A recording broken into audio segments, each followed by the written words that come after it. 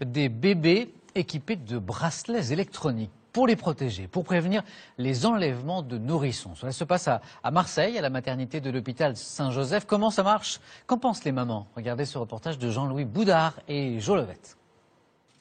C'était le 28 août 2012. Un bébé âgé de 4 jours retrouve l'hôpital Saint-Joseph après avoir été enlevé. Comment va le bébé? Comment va-t-il? Il va bien.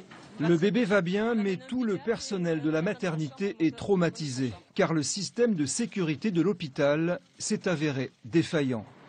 Aujourd'hui, pour empêcher toute nouvelle tentative de rapt d'enfants, l'hôpital Saint-Joseph a décidé d'équiper tous ses nouveau-nés d'un bracelet informatisé.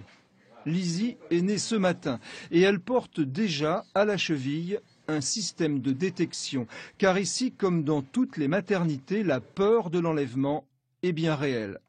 Pour ma première, ça n'existait pas, donc on ne s'est pas posé la question. Et c'est vrai que toute la nuit, je dormais accrochée à son pied, quoi. Je lui tenais le pied et je dormais comme ça. Donc j'étais pas rassurée pour ma première. Et je pense que pour elle, si elle n'avait pas eu le bracelet, j'aurais été aussi en contact permanent avec elle.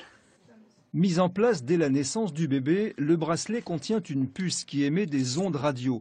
Ces ondes sont ensuite captées par des antennes réparties sur l'ensemble du périmètre de sécurité.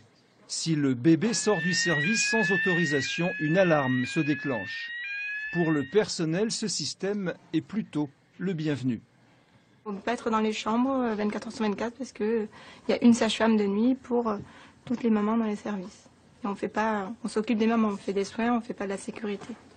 Reste que ce nouveau système a un coût, 100 000 € rien que pour les bracelets et les détecteurs, sans parler du reste. On investit également dans les humains, puisqu'on a des équipes de sécurité importantes, et on investit également dans des systèmes de vidéosurveillance, par exemple, dans tout un tas de mesures qui font que, effectivement, la sécurité au sens large devient quelque chose qui représente un coût économique important pour les établissements de santé. À peine née et déjà sous surveillance, cette petite fille ne sait pas encore dans quel monde elle vient de voir le jour.